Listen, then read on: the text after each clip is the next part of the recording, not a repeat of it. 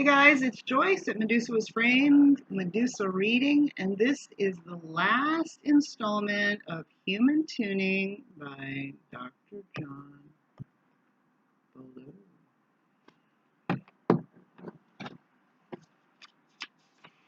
We've been through a lot.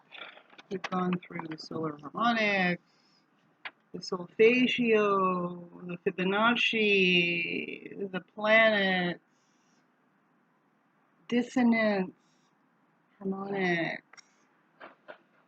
And yes, there's water all over my shirt because I was just out watering in the lawn. I planted some of my corn that grew from the compost bin, unpopped kernels of corn that survived the hot oil have sprouted from the compost bin into corn plants.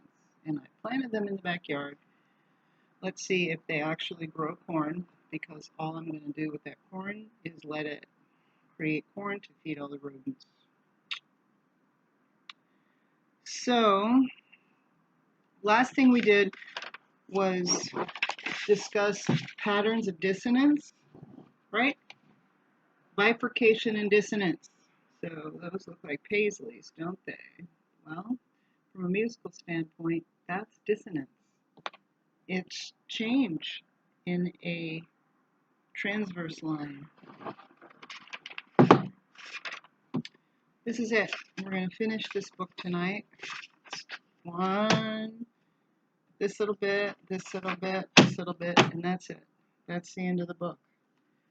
After we finish that, we're going to start the Mudra cards. So tonight, we're going to wrap this up. So the next thing he talks about is Jacob's Ladder. There is a tuning fork that is referenced as Jacob's Ladder. It's part of the overtone forks. Now normally this overtone system has 3. I was working with a client about a month ago, and the Jacob's Ladder fork was so powerful for her that I lent it to her to use on a regular basis. I do this a lot. I give clients cups to take home and use and forget that I gave them and never get them back, or usually I get my tuning forks back, but I don't really care if I don't get that particular tuning fork back from her, because I can always buy another one and I know how this can. So let's proceed with Jacob's Ladder.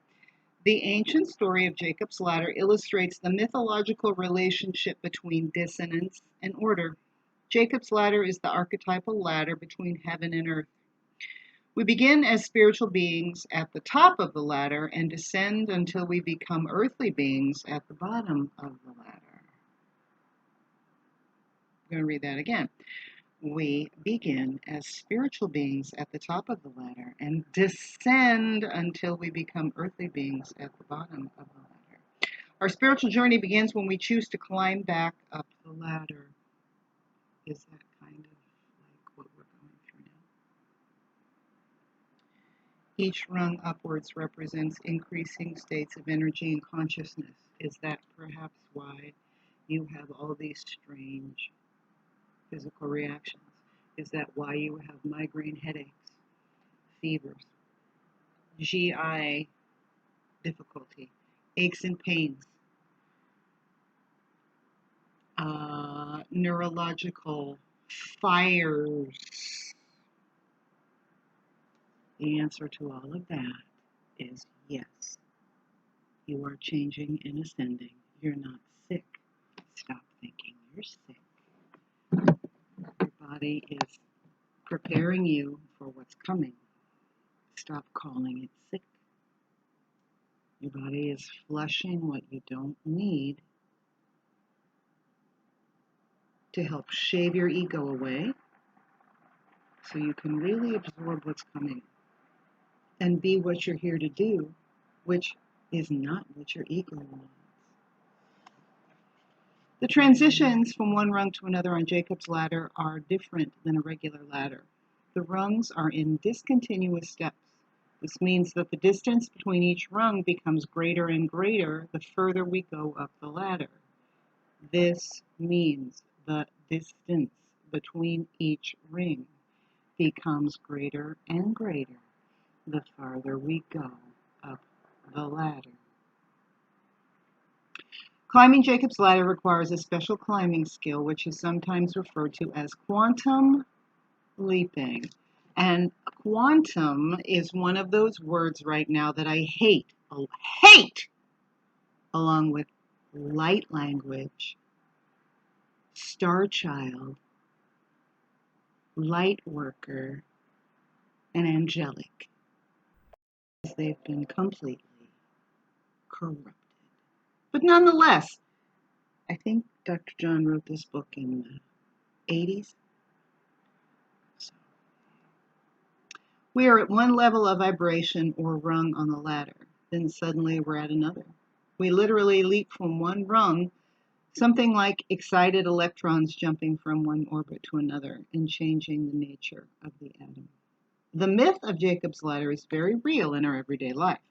The process of moving from different states of energy begins with dissonance. The process of moving into different states of energy begins with dissonance. You do not evolve unless all shit is breaking loose. So all you archangels, Mary Magdalene, oh, you are so beautiful, Palpum, everything is beautiful, let's just be purple and all get along, aren't helping anybody, except maybe the sales to the crap you're selling, people who are afraid to evolve. Some of us are Gordon Ramsay. During dissonance, our life becomes challenged. You know, it's a perfect example of that. Let me find what I'm looking for here. I have things reorganized because I got new tarot cards, and whenever I get new tarot cards, everything gets reorganized. A perfect example of that is Kali. Kali. Kali. Nothing grows without dissonance. Nothing. So while you're all worried about being all, everything is so beautiful and peaceful and I'm so happy, shove it. Grow the hell up. You need dissonance to grow.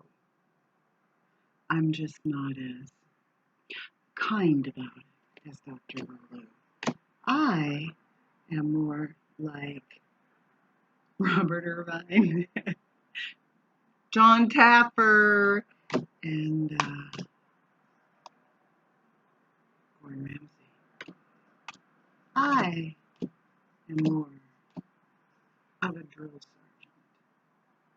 Don't waste other people's time because you are unwilling to suffer to grow. We're not waiting any more than we already have to. Any more than we've already had to wait already. Kali is dissonance. Kali is the beginning of growth.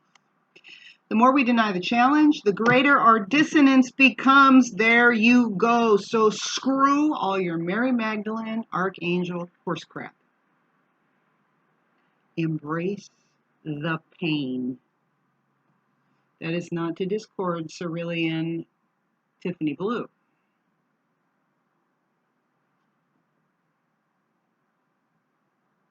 That is not to discount that. But people didn't just wake up and get to that either. They suffered to achieve it. There are no solutions on our current rung of the ladder. We must seek change and seek resolutions from a higher perspective. A higher perspective has nothing to do with your ego. I have come to believe the man I worked with in the Bowery was on a very high rung of the ladder, and he's talking about yesterday or the day before, I read about when Dr. John was a psychiatrist working at Bellevue, he was sent to uh,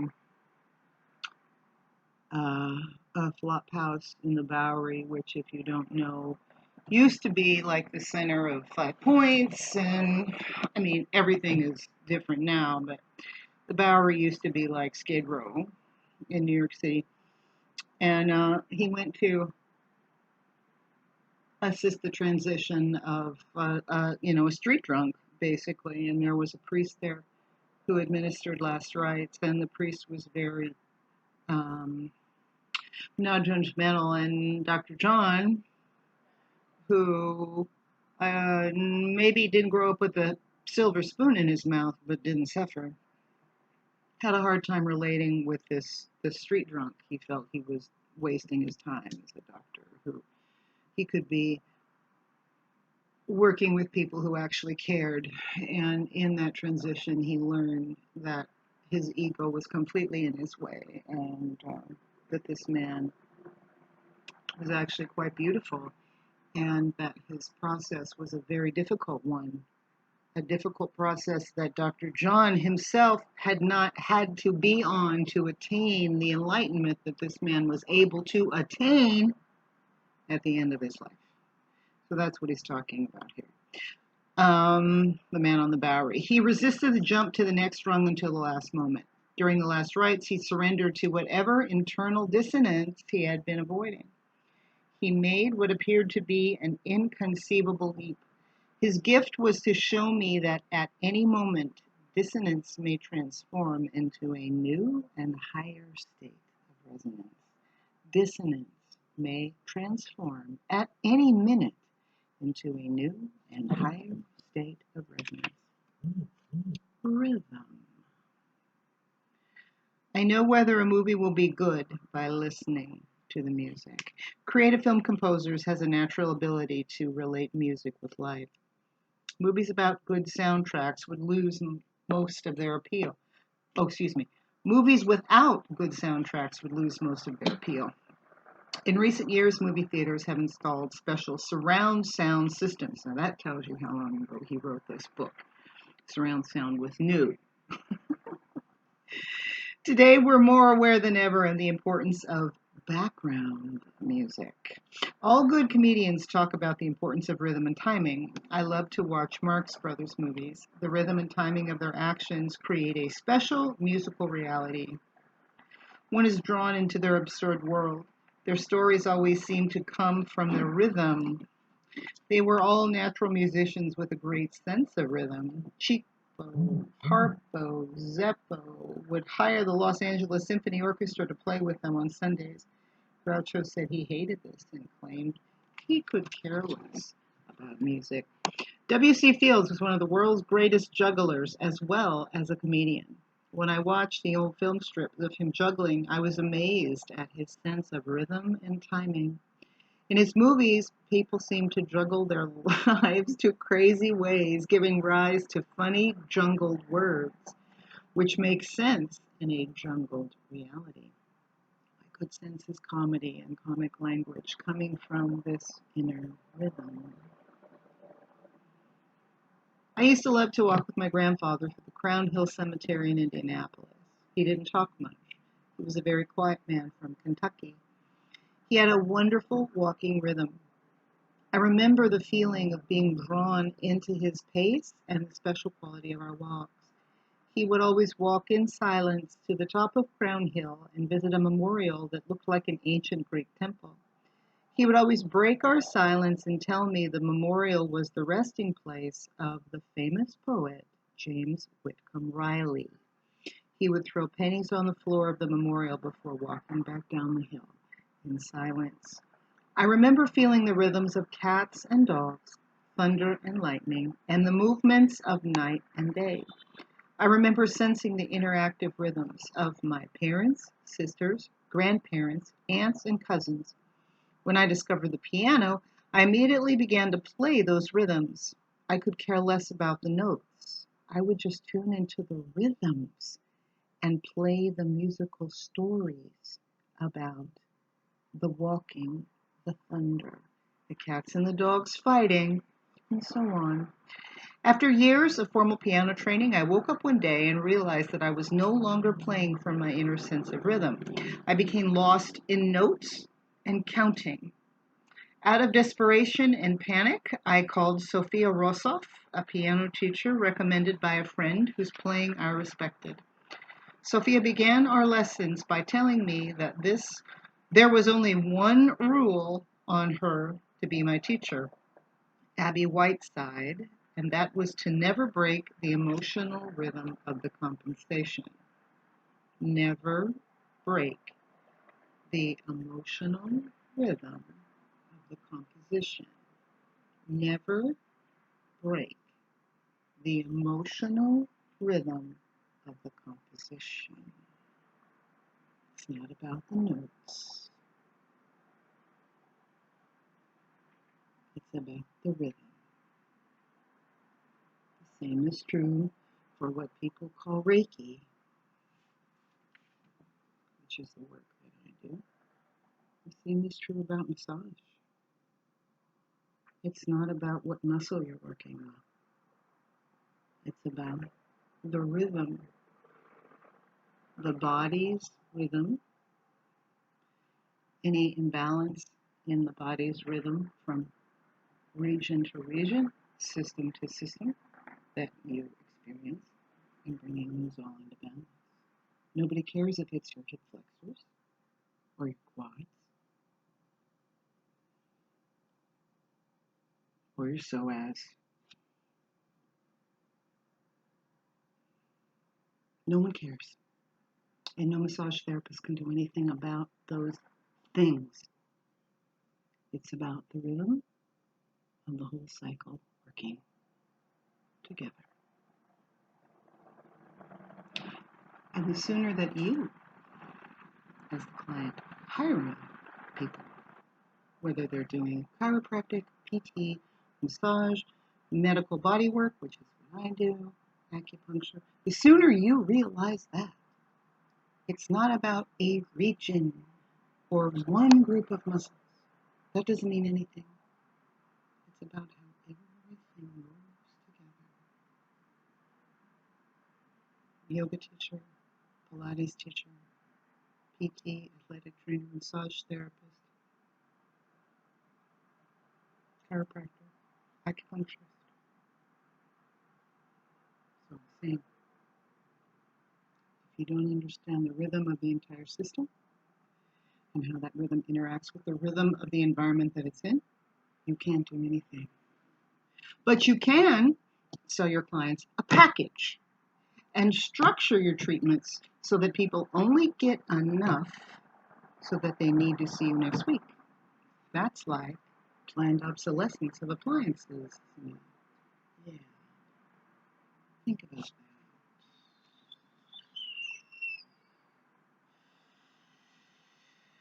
Music must have come from a place of inner rhythm. The classical pianist discovered the composer's emotional rhythms, merges with that rhythm, and the music emerges naturally. Intellectual knowledge is the last thing that students come to learn. During a great class, a teacher tunes into the rhythm of the students and allows his lecture presentation to come into those rhythms. Students learn through rhythmic synchronization, and when this happens, the teacher feels like they are conducting an orchestra. I studied with Ayurvedic medicine instructor Dr. Vincent Ladd. Dr. Ladd began every class by tuning into the rhythms of his students. We would sit in silence. At the right moment, Dr. Ladd would burst into song and sing the Vedas as we were to study that day. The whole day would then proceed from special Vedic rhythms. Years later, I sometimes forget the particulars of lecture. However, I have never forgotten the inner rhythms of the Vedas he sang. When I counsel couples, I have them talk with one another while I observe. Although I learn what they're saying, my main observation involves tuning into the way their bodies move together in that communication. I allow myself to sense their rhythms, when their bodies move and how they move. I know that they are communicating based on that. When they begin to go slightly out of sync, I know they're getting ready to show me what they came for. When they manifest into two different rhythms with no apparent relationship between them, I know that we have a problem. I have learned that the context of the story of their problem is always secondary to their rhythm. I remember telling a story to a couple that had nothing to do with what they came to talk about. During the telling of the story, I merged the feeling of their different and dissonant rhythms.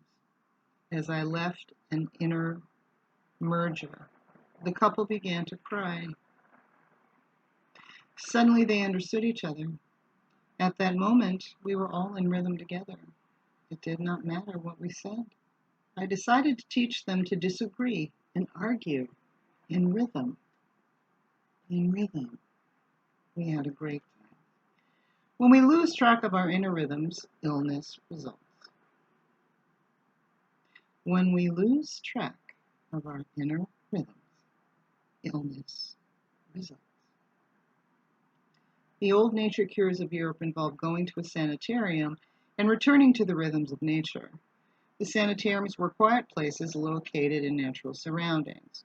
While at the sanitarium, the patient was put into a rhythmic schedule and given natural foods. Everyday patients would sit, enjoy their surroundings, go for walks, sunbathe, breathe fresh air, and bathe in special mineralized waters. Contrast the nature cure sanitariums to the current day rhythm of our modern hospitals.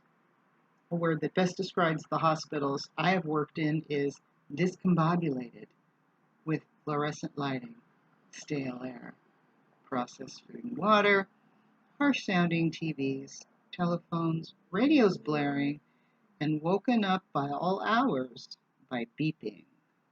It's no wonder people are afraid to go to the hospital. Now there is a little more, but it doesn't matter.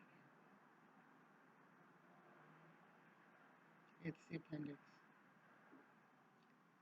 We finish here.